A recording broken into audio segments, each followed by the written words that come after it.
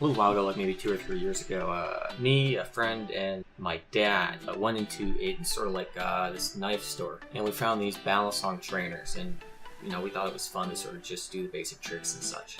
Despite the fact that I am awful at flipping, I enjoy taking slow motion videos that have been filmed by other people and making, sort of edits out of those.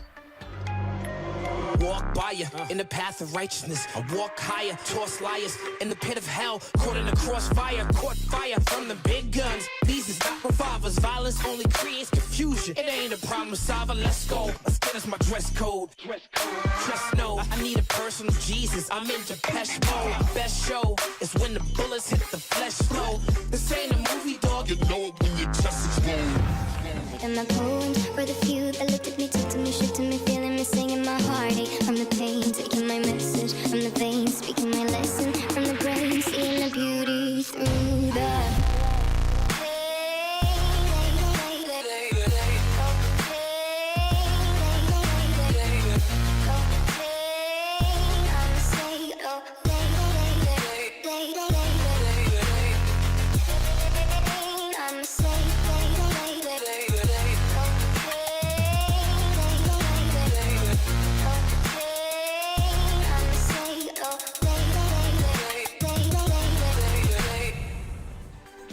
So my plan for this project is to essentially make an entire knife from the ground up.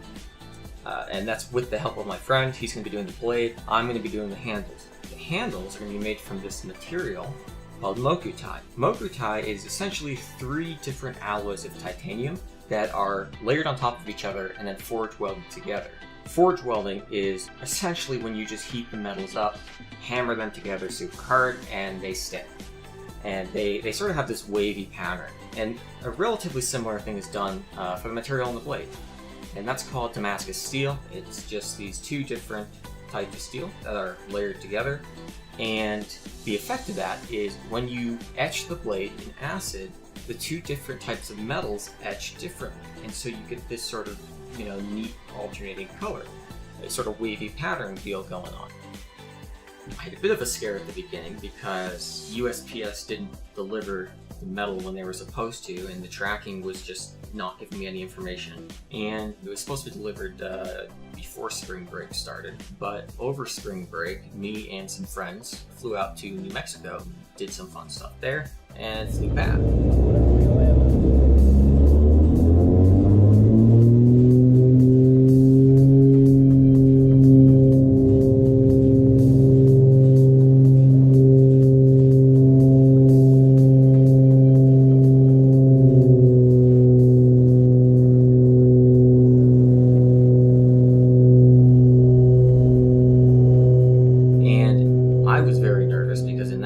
I was not sure what was going on with the metal, where it was, and I was not exactly happy about the fact that if it got delivered, it would probably just get left out in front of a house for whoever wanted to just come and take it.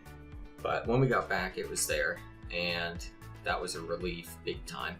At that point, I basically just started prepping it, getting ready to start the project. Now, the first thing I do is I mark the places where I'm going to be drilling the holes. And then I drill those holes.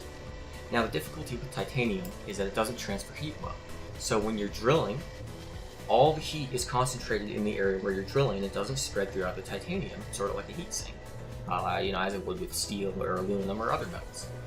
So the consequence of that is that the heat goes into the tool, and the tool can overheat very quickly. That causes a lot of problems. In addition, bare titanium, which is what you'll have when you're drilling because you're exposing the new titanium, titanium has a very strong alloying tendency, and so it's going to want to form a bond with whatever tool you're using to drill.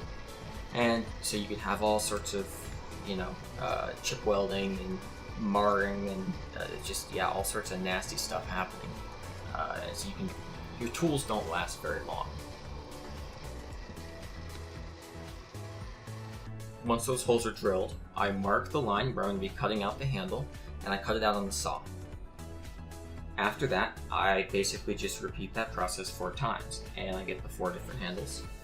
And from there, I fixture them in the vise, and I mill the taper on the sides, because if you look from the top, you can see that they're thinner up by the pivots than they are down by the spacers.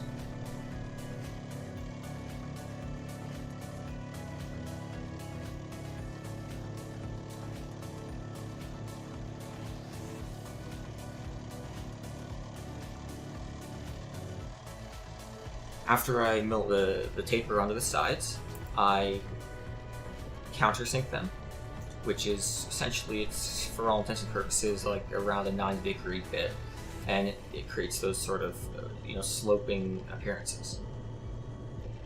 I also counterbore for the screws, make sure those are all drilled to the correct depth, not too far or you won't be able to assemble it, not too shallow or they're going to be sticking out and it'll look weird.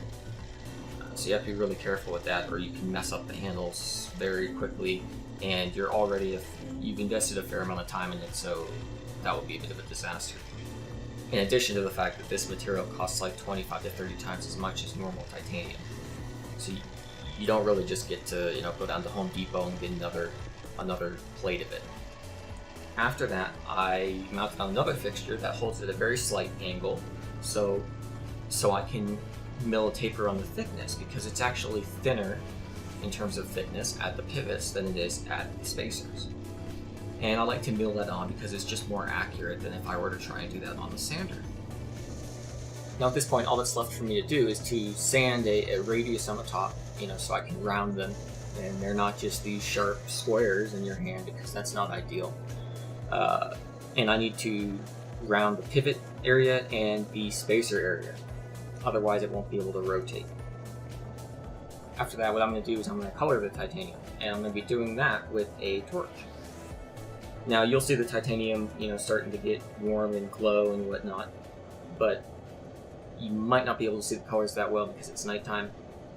I ended up not keeping these colors. I spent just hours and hours and hours redoing the coloring until I got something that I liked. Unfortunately, when I assembled it after receiving the blade, I only really had one chance to color it before I had to just get the project done. So the coloring is not exactly how I want, but I'm going to go back and change it later. The only other modification I did was to add Mokutai spacers to it, instead of just using normal titanium or some other spacer. And that's about it.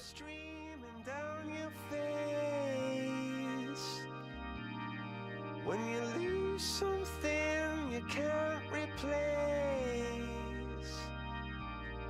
when you love someone but it goes to waste, could it be worse?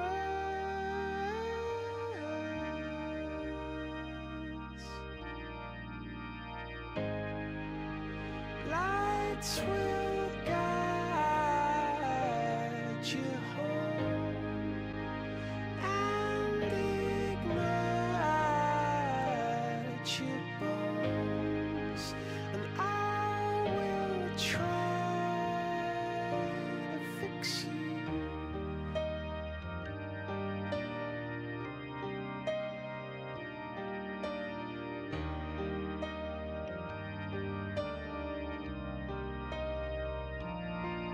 And high up above or down below, when you're too in love to let it go. But if you never try, you'll never know just what you want.